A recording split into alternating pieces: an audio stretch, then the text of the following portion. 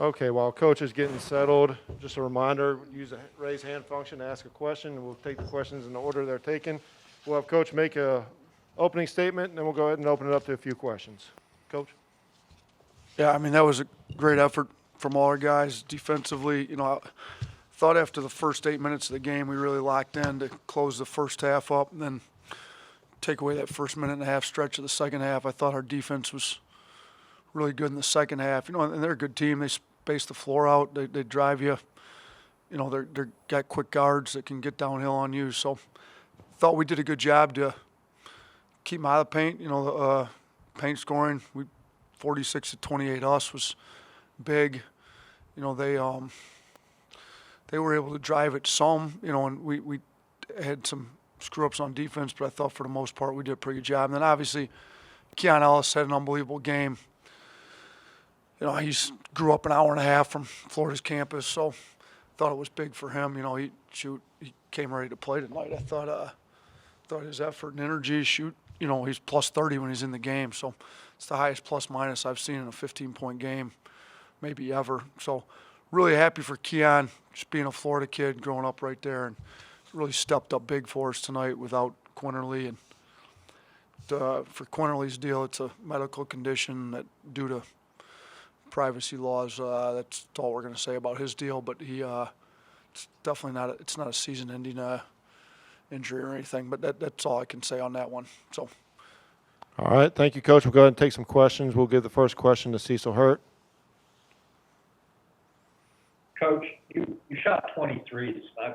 Is that really the way you want to inside out the three? Because you shot 40%. Looks like you had pretty good open threes because you were penetrating so well. Is that the way the offense is sort of designed to work? Yeah, I'd much rather take the threes after we've drawn help and kicked them out and they were wide open threes rather than contested ones.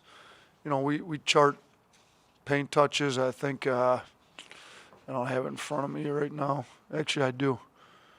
We had out of our all the possessions of the game, I think we only had 23 possessions where the ball didn't hit the paint, which is good. We want to keep that number low. So when it hits the paint, you're able to score it. Now, I didn't think we finished at the rim real well. Our guys had us 22 out of 40 at the rim, which isn't very good. So we got to finish a little bit better at the rim. But yeah, we were able to drive it in there and get a lot of paint scores. They're trying to do it similar, to be honest with you. I mean, with the way they're spacing and driving the ball, I think we were able to do it a little bit better tonight. But they're playing in a similar fashion right now. Let's go next question to James Ludeman. Coach, I know there's always things that you can improve on as a whole, but would you say that this was tonight's game the most complete that your team has played in this short season thus far? Yeah, probably. Because we finally shot it well, 8 out of 20. And I shouldn't say finally. We shot it well against Tennessee to win on the road, especially in the second half. But we finally put together an offense and defensive game, the whole thing, and we kind of dominated them. Really, after that kind of 18-and-a-half-minute mark where we called the timeout, came out, kind of blew it open. I think maybe we were on a 12-2 run, if I remember off the top of my head, out of that timeout, and then kind of kept them at bay, between 10 to 20. I think maybe it hit 21 at one point before we put all the walk-ons in the game. So, I do think overall, you look at the offensive side of it, defensive side, and they're a good team. I mean, they just beat LSU. I mean, LSU is a quality team with one of the best scorers in the country, and they went in and beat LSU and did a really good job in that win. So to beat them and to beat them without Quinterly, I think shows a lot about where our guys are at right now. Let's go to William Galloway. Coach, that's 2 games in a row. You mentioned second half scoring. What do you tell your guys at halftime, and how have you been able to find so much more success offensively in the second half of the last 2 games? It's a good question. I think sometimes our guys, the way we play, need to kind of figure out which matchups they can go at, who they're.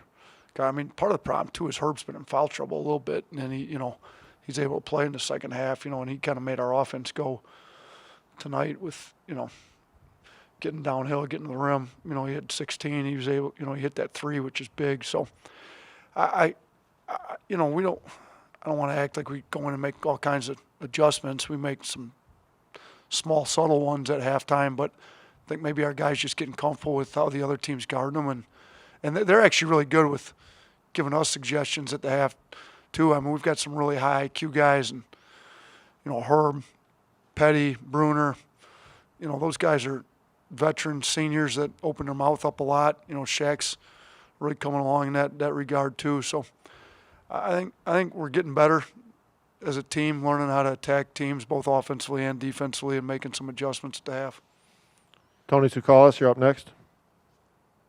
Now, you talked about before the game just how you wanted to see your team respond after a big win against Tennessee. What does it say about the maturity of this unit to come back and play such a complete game? And then is that something that you were expecting to see, or you were surprised to see? I guess, sorry, how did that come about as the season has progressed?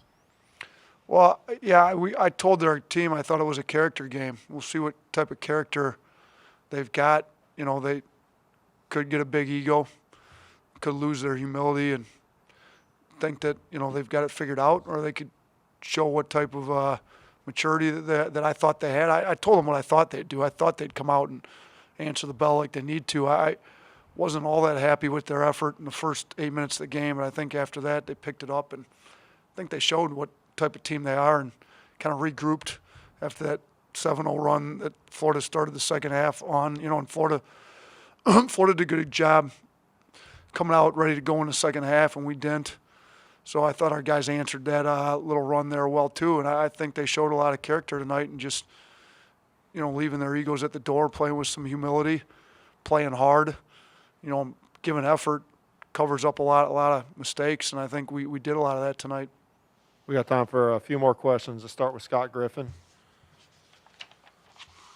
Hey, Nate, last couple of games, you've kind of offensively been inside out, right? With drives and then threes, let them come to you. First part of the year is kind of the opposite. How much of that is concerted, and then how much is that is the way the teams are defending?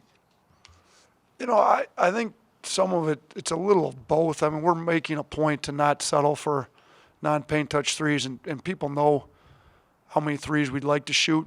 We'd like to get more than 20 up, but if you're going to give us layups, we're going to take layups before we take threes. So, I think when teams know, we set the SEC record for threes made in a game last year at Auburn. So, we made 22 and 22 of 59.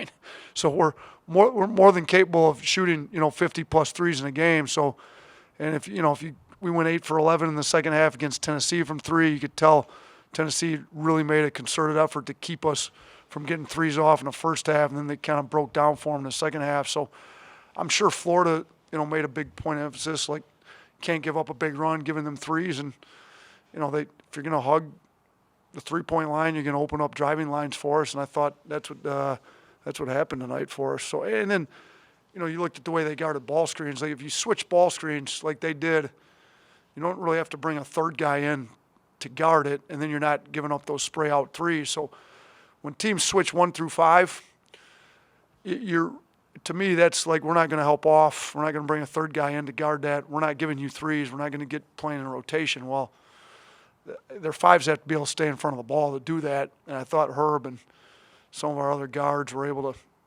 break them down off the dribble and get to the rim a little bit versus those switches. So, you got to have a guy that can go at a switch. And with Quinterly's obviously that guy for us, but Herb proved he could be pretty good at it tonight as well. Let's go to Steve Moulton, and then we'll finish with James Ludeman. Go ahead, Steve.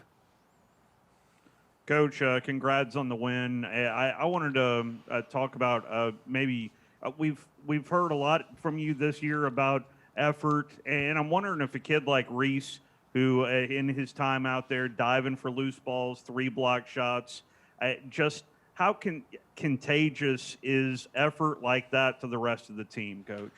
Yeah, Reese has been really, really good for us this year in so many different ways. I mean, he's a senior I mentioned it before, he volunteered before the year, like, Coach, bring me off the bench. I'm willing. I want to do that for the team. He was supposed to go in with Herb, I think at the under 12 media timeout. He hadn't been in the second half yet. We were on a big run at the time. He and Herb said, Coach, just leave him. They're on a run, leave him. So I did. I left him for another minute and a half, and then I got him in then. And then when he's in, He's playing super hard. That block at the end of the first half, I know they call a foul on it, but I thought that was an unbelievable effort play. I mean, he turned around, saw us in trouble. He was out past the three-point line, came in, made an incredible block. I mean, he had that chase down block. Still might be my favorite play of the year. It might be my favorite play of the year after the year's all done, to be honest with you. I mean, that chase down block he had a week or so ago was great. But then when he's not in the game, he's over there talking. He's right behind me right here, and I can hear him the whole time. He's great. He's encouraging. He's exactly what we want out of a senior, and I'm really proud of him. I'm happy for him that his senior year is going the way we envisioned it could go for us. All right, last question, James Ludeman. Go ahead, James. Coach, I asked you a future team question, so I'm going to try to avoid that. However, this is a big matchup this weekend against Auburn, the first of 2 times you'll see them. What are you going to take away from this game tonight to prepare you for what you're going to see in Auburn on Saturday? Probably a couple things. It's a game of runs, and we got to stay locked in. Whether we're down, like last year, we're down 16-zip at Auburn. Well, we fought back and got it to overtime. This game right here, we were up, and then let them back up 7 at the half, let them back in, tied. Then we made a run, and they kind of think we had a 6-0 run to finish the game with our walk-ons. But we're going to have to weather some runs that Auburn's going to bring at us. I will say this: Auburn takes a lot of threes.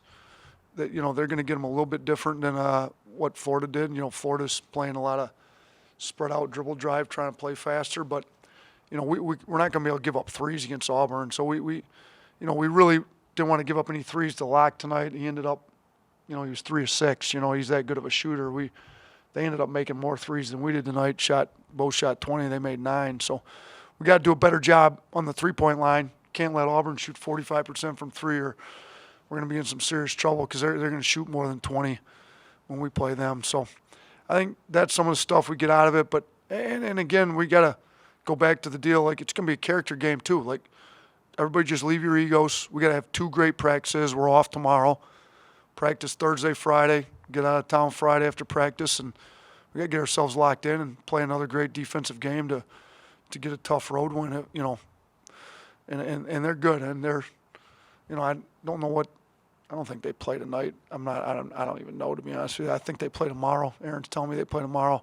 So we'll be able to watch their game tomorrow and hopefully get a day start on their scouting report. But their record may not be as good as ours right now, but they're certain, they're a good team, and it's a big rival game. They're going to be ready to play for sure on Saturday. All right, thank you, Coach.